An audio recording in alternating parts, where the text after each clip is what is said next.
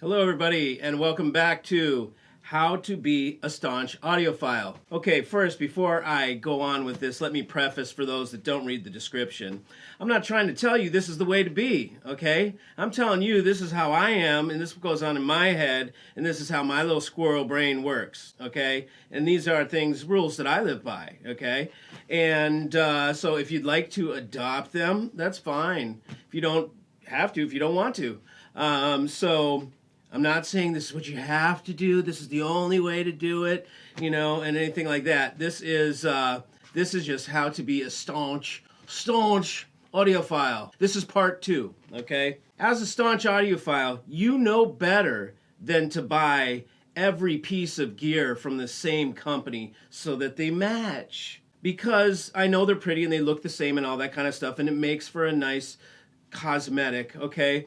There is no one company. Maybe there's one or two. If we really look for them, we might find one or two. But honestly, there's like no one company that does everything awesome. There are analog guys that kick ass at analog. Thank you, Jeff Rowland.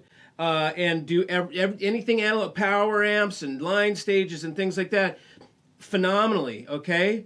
There are other guys that know digital inside and out, and that's how they were trained. Thank you, Nuku. Thank you, Alex. And that are digital geniuses, and they excel at making DACs, or they're just, that's what they do. That's what they're best at. So we know who's the best at, for us anyways, who's the best at the DAC, who's the best at the amp, who's my favorite for the line stage. It's never the same. It changes around. I mean, I'm lucky if I hit 2. I've got 2. I've got NAT audio in the amplifier stage and in the line stage. And that's just so happens that those are the best 2 that I've found that I would have 2 together. Because it's just rare. It basically means that your taste is exactly like the guy who designed its taste. The guy who designs it, it's his expression. This is what I think is good. This is what I think is the best for hi-fi. I'm giving you my best. But everybody has a different perception, so they all change. Okay, so we know better. You don't buy, if you come into a house and there's just a stack and it's all the same company because they just went to one store and bought everything from the same company, you probably know, okay, check, I know where he's at. It's all good, no problem. It's good. Otherwise, you walk in another place, you go in the house, some listening room, and it's just going to be all sorts of different stuff, and it doesn't even match, and it looks just haphazard. Well, that dude's probably an audiophile, okay? So that's one. You expect to wait for stuff. You don't expect to get it right away, because you know that good stuff does not come easy. The best stuff does not come easy. You're just conditioned to wait for stuff. It doesn't matter. It could be, dude, do you have any more gum? Yeah. And then like 3 days later, you get the piece of gum because he's your audiophile friend. You're like, hey, it's par for the course. It's all right. I get it. It's going to take a while. So that's absolutely another one. You don't expect things right away, immediately, to have them so you can put them in right away and listen to them right away and then pass judgment right away, because it just doesn't go that way. And that kind of segues into the next one, which is you know about break-in and warm-up time. If you are a staunch audiophile, you do not flip something on and then just start listening right away. I mean, you can, but you know better, okay? You flip it on and go get some water, or you turn your rig on and then you go do something else for a little bit, and you come back in half an hour. Okay, and then you listen to your music, because everything's cold otherwise, and it sounds horrible. So you know it has to be warmed up. So you would do that. You know about that. And you also know about break-in. Okay, here's another one that is just such a newbie thing. You go to try something you just bought, or you're just trying it out, whatever, and you put it in the rig and you listen for it, and you think that even if you wait your half an hour for it to warm up, you think you can make a judgment call on it right then and there. Well, you can't, okay? Things take a while to settle into the rig, at least 24 hours. of moving them around and doing whatever, taking them out of the rig. You just, if your rig has been sitting there for, let's say, days, weeks, whatever, nothing's been changed, okay? The second you move one piece of gear, your rig is screwed for 24 hours, okay? That's the way it works. Whatever you pulled out is screwed for 24 hours. You can't take it serious for 24 hours. You got to put it in, let it settle, let it chill, let it relax, you know, and then it's going to settle in a little bit. But they're disrupted when you move them out of the rig, okay? So you know this as a staunch audiophile. So you do not try and decide things right off the cuff, right away. You know you can't. You got to take your time with it. You've got, especially if you're listening to something to decide, you know, if it's good or not, you know, if it lives up to its, you know, accolades. You've got to take days. You put it in and you listen to it every day for a week, and you listen to how it changes, and it goes through a whole morph of changes. You know, it gets crappy, and then it gets really good, and then it gets crappy again, and then it gets good again, and it's crazy sometimes. But you know to wait it out. You're patient. A staunch audiophile is as patient as the day is long, because we know good things come in all good things in all good time. So there's another one. Well, I sort of touched on that. Sonic is absolutely more important than cosmetic. So you will see our rigs are sometimes haphazard with things all over the place, and precariously sort of balancing or whatever. That's because the sonic is more important. That's all there is to it. If it sounds great, I don't care what it looks like. It doesn't matter to me. I'm there for the sound. I'm not there for the presentation. You know, I'll go to a play if I want a presentation. If I want to listen to some music, I'll come to my rig, and it doesn't matter. You know, sure, it would be really cool if it looked like 2001: A Space Odyssey in here, and everything was like stark and cool, and like everything was white, and I had like one, you know, piece, and there was no wires, and you know, and the speakers were floating, you know, in space, just right there and there, just like levitating. That would be killer, you know. But I'm not going for that. I'm going for the sonic, and then if that's the way it looks, then bonus, right on. Sonic always comes before cosmetic. Oh, this one got just stirred in a conversation the other day, today actually, this morning. There are no fans on hi-fi. There is never a fan of air cooling. Never on hi-fi. Okay? It's just not there. You don't do it. They don't do it. We don't do it. It's just not there. If you see a fan on something, that's a design flaw. They mess something up and it's too hot, so they had to put a fan on it to keep the shit cold or cool it down. On pro audio, no, maybe not, because they put them in racks in weird places, and you know, and so pro gear, the stuff that's used on tour or used in a smoky bar, you know, or whatever, that stuff has fans, fine, okay, you can't hear the noise, but you put a fan on any piece of hi-fi gear, and if you can't hear it audibly from over there, or when you get closer, the noise is on the power supply, so you're gonna little thing. I mean, if it's that loud, you're in big trouble. Most of the time, you almost might not even hear it. But if you remove it, then you're like, wow. So the bottom line is, if you are a staunch audiophile, anyways, if you're an OCD, let's say, if I know there's a fan on there, I'm going to hear the damn thing, whether it's on or off, or whether it's a fake fan and just a decal of a fan on there. I'm still going to hear the damn thing if I know there's a fan on there. So no fans, man. No, they just don't exist in our realm, okay? They don't. Maybe not even a room fan, you know, because you can hear that. So, yeah, no fans. Symmetry or death. You've got to have the same exact thing on the left side that you do on the right side, okay? If you have a speaker cable that is 2 inches longer on the left side, I don't care if I can't hear it, okay? It's gonna bother me, and I'm gonna maybe wonder, no, it can't be that. I wonder, in order to eliminate that wondering, like I wonder if it could be that thing that I let go and didn't make sure was the same. I make sure everything is the same on the left to the right. The lengths of everything are exact.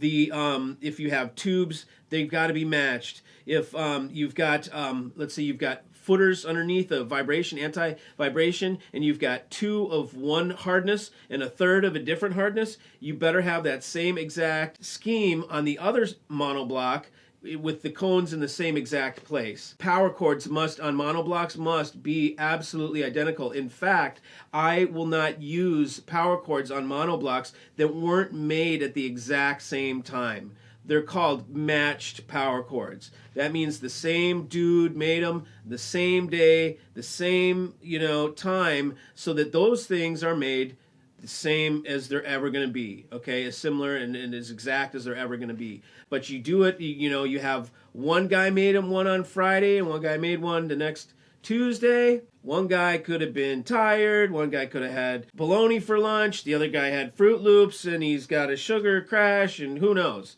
So there's that. Symmetry. And then even visually, I must have, this is just a thing. It just visually must be symmetrical because otherwise something's off, and what is it? Something's off. I don't know what it is. Well, and it's really something that's like I'm seeing something. It could be one speaker is a little bit angled in a little bit more than the other, and I'll pick up on that. I'll be like, oh God, this one, I got to move it. And I'll move it like just a quarter of an inch just to get it perfect. So symmetry, the same stuff right and left. It's going to drive you crazy. You will do that if you are a crazy, staunch audiophile.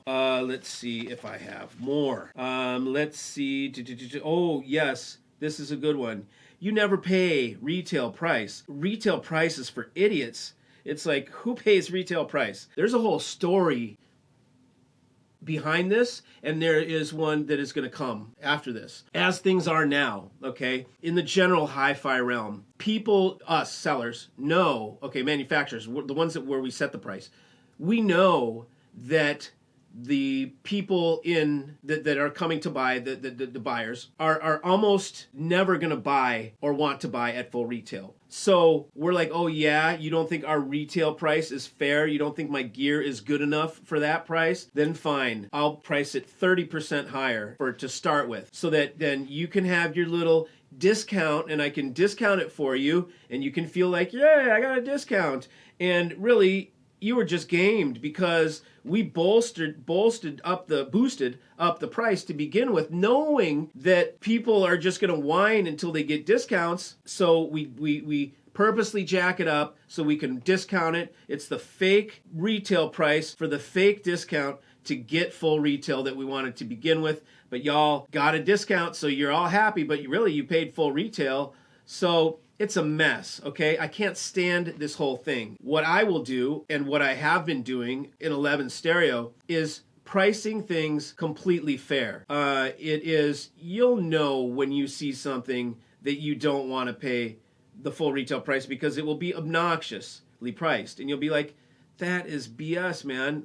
What the heck? Almost anything nowadays you'll get a discount on, but even more so, I guess what the point of this really is to be creative in the way that you shop, okay? So if you find a seller like me, then cool. I'm going to price things fairly because I'm trying to change the whole landscape of hi-fi. I think it's jacked up right now, and there's just a bunch of bullshit and lying and faking out and stroke jobbing and all that stuff. And it's like, and it's a mess, man. Why can't we have integrity and just price stuff at a good price where we're making a profit that we can live with, and where everything's cool, where we don't discount and fake, because it's a fake discount. So there are ways to get hi-fi, okay, for say just a regular person, okay? Either used is a huge resource. If I'm buying it for my rig, for myself, I will buy it used because I know certain things. It doesn't matter if it's used. An amplifier, it doesn't have any moving parts. It doesn't matter if it's used, as long as it was treated well, not like,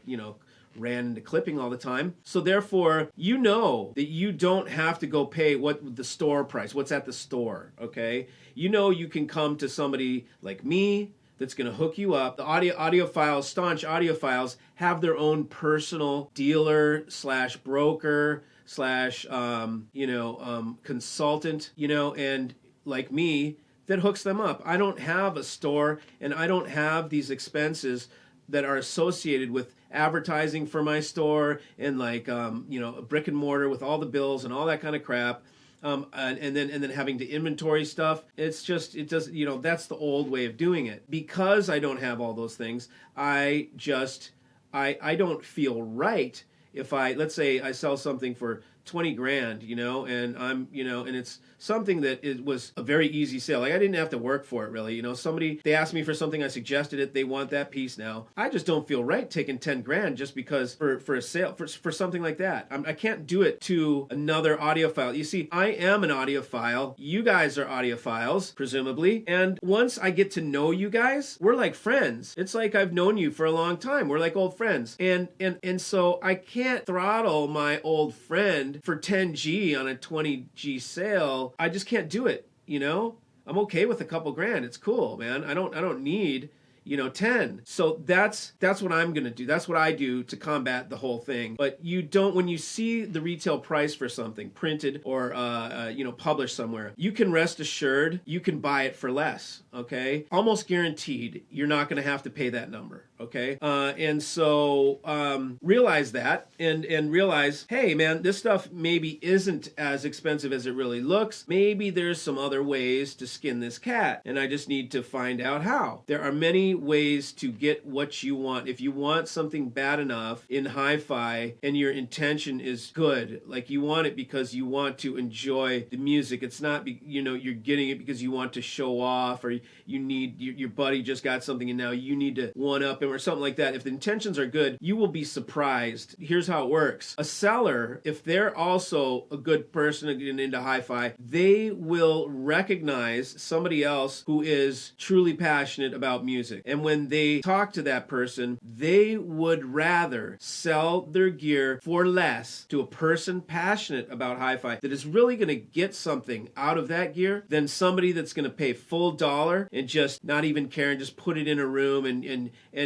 not really care or love it or whatever, So most people, audiophiles that are passionate about music, they are going to sell to another passionate at a lower price because they know they want their gear to be enjoyed. And if they feel assured that that's going to happen, they'll take less because it gives them more on the back end. So there's that. You pride yourself on having gear that none of your friends have, that nobody else has. Okay? If you're the only guy with it, that's the coolest. Okay? It's not about you get the name brand that everybody else has. That's just idiocy.